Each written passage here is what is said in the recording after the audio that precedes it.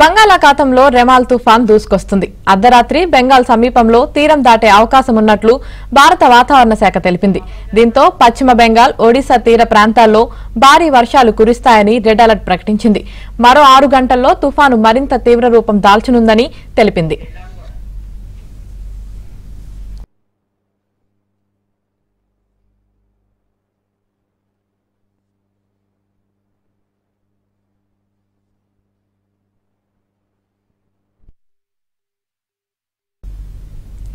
అటు తుఫాన్ నేపథ్యంలో కోల్కతాలో పలు విమాన సేవలు రద్దు చేశారు. ఇప్పటికే సముద్రం అల్లకల్లోలంగా మారడంతో మత్స్యకారులు వేటకు వెళ్లకూడదని హెచ్చరించారు. సముద్ర తీరంలో నివసించే ప్రజలను సురక్షిత ప్రాంతాలకు తరలించాలని కోరారు.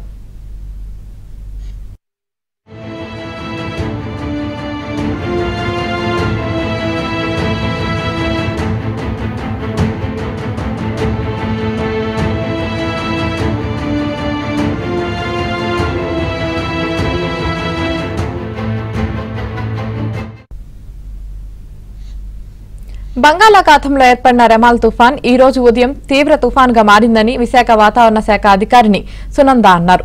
ప్రస్తుతం ఉత్తర దిశగా కదులుతూ ఈ రోజు రాత్రికి బంగ్లాదేశ్, పశ్చిమ బెంగాల్ వద్ద తీరం దాటే అవకాశం ఉందని చెప్పారు.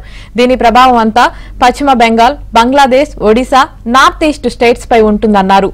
వాతావరణ శాఖ అధికారిని సునందతో మా ప్రతినిధి రామకృష్ణ ఫేస్ టు ఫేస్.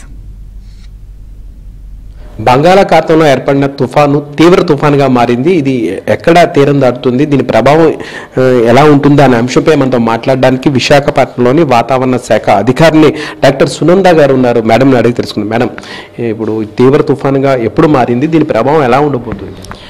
ఇది ఈ రోజు ఉదయం తీవ్ర తుఫానుగా మారింది. ప్రస్తుతం ఇది ఉత్తర దిశగా కదులుతూ బంగ్లాదేశ్ అలాగే వెస్ట్ బెంగాల్ పరిసర ప్రాంతాల్లో, అంటే బంగ్లాదేశ్ ఆనుకుంటూ ఉన్నటువంటి ప్రాంతంలోనే ఎక్కువ ఇది తీరం దాటే అవకాశం ఉంది. తీరం దాటిన తర్వాత ఈశాన్య దిశగా కదులుతూ ఫర్దర్గా దీని యొక్క ప్రభావం అంతా కూడా నార్త్ ఈస్ట్ స్టేట్స్ మీద ఉంటుంది. ఈ రోజు చూసుకున్నట్లయితే ఒడిశా, వెస్ట్ బెంగాల్, బంగ్లాదేశ్ పరిసర ప్రాంతాలు ఇక్కడ మనం చూసుకున్నట్లయితే ఇది అంత డెన్స్ క్లౌడ్ మాస్ వస్తుంది. సో దీనివల్ల ఉత్తర ఒడిశాలో ఇప్పటికే తేలికపాటి వర్షాలు ఉంటాయి. చాలా ప్రాంతాల్లో ఇది ఎక్కువ వర్షపాతం ఉంటూ 1 లేదా 2 చోట్ల భారీ వర్షం కూడా ఉండే అవకాశం ఉంది.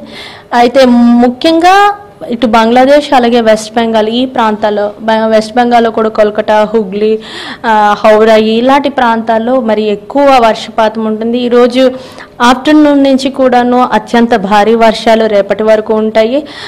ఇంకా చాలా ప్రాంతాల్లో భారీ నుంచి అతి భారీ వర్షాలు కూడా ఇక్కడ నమోదు చేయడం జరిగింది. ప్రస్తుతం ఇది 19.5 డిగ్రీ ఉత్తర అక్షాంశం దగ్గర కేంద్రీకృతం అయ్యింది. ఇంకా మన మధ్య బంగాళాఖాతంలో అయితే ఈరోజు 80 నుంచి 90 అత్యధికంగా 100 కిలోమీటర్ల వేగంతో గాలులు వీస్తున్నాయి. ఉత్తర బంగాళాఖాతంలో అయితే గనక 85 నుండి 95 అత్యధికంగా 105 కిలోమీటర్ల వేగంతో గాలులు వీస్తున్న పరిస్థితి ఉంది. అలాగే తీరం దాటేటప్పుడు అంటే ఈ రోజు రాత్రి కల్లా ఇది బంగ్లాదేశ్ పరిసర ప్రాంతంలోనే, అంటే సాగర్ ఐలాండ్స్ కి దగ్గరగా బంగ్లాదేశ్ లోనే ఇది తీరం దాటే అవకాశం ఉంది. తీరం దాటేటప్పుడు కూడాను గంటకి 100 నుంచి 120 అత్యధికంగా 135 కిలోమీటర్ల వేగంతో గాలులు వీస్తాయి. అలాగే ఈ యొక్క సిస్టమ్ దగ్గరకు వచ్చి కొద్ది కూడాను ఇక్కడ అత్యంత భారీ వర్షాలు ఉంటాయి.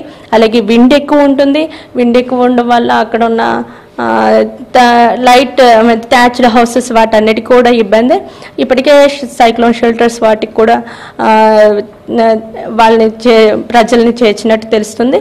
అయితే అక్కడైతే మాత్రం చాలా అప్రమత్తంగా ఉండాలి. అయితే దీని యొక్క ప్రభావం అనేది నిన్న మనకి కొద్దిగా మన ఆంధ్ర రాష్ట్రం మీద ఉంది. ఈరోజు చూసుకున్నట్లయితే మరి ఆంధ్ర రాష్ట్రంలో ఈ యొక్క క్లౌడ్ బ్యాండ్స్ అనేవి రావట్లేదు, ఎందుకంటే పైకంట వెళ్ళిపోయింది system. So north Coast Andhra Pradesh అలాగే మొత్తం అంతా కూడాను క్లౌడీ వెదర్ లేదు. మనకి ఎండ వాతావరణం కూడా ఉంటుంది. రేపటి నుంచి మరి టెంపరేచర్స్ కూడా పగటి ఉష్ణోగ్రతలు పెరిగే అవకాశం ఉంది. ఆంధ్రప్రదేశ్ లో ప్రభావం దీని ఉంటుందంటే ఉండదండి?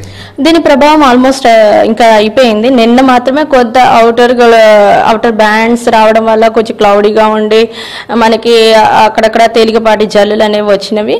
బట్ ఈ రోజైతే పూర్తిగా పైకి వెళ్ళిపోయింది కాబట్టి మనకి దీని యొక్క ప్రభావం అనేది మరి ఉండదు. మేడం, ఇది మొత్తం మీద పరిస్థితి పరిస్థితి. బంగాళాఖాతంలో ఏర్పడిన తుఫాను తీవ్ర తుఫానుగా మారిందని కూడా చెప్తున్నారు. ఇది తీరం దాటే సమయంలో కూడాను అప్రమత్తంగా ఉండాలి. ఇది ముఖ్యంగా బంగ్లాదేశ్, పశ్చిమ బెంగాల్ దగ్గర తీరం దాటుతుంది కాబట్టి అక్కడ ఆ చుట్టుపక్కల వారందరూ అప్రమత్తంగా ఉండవలసిన అవసరం ఉందన్నారు.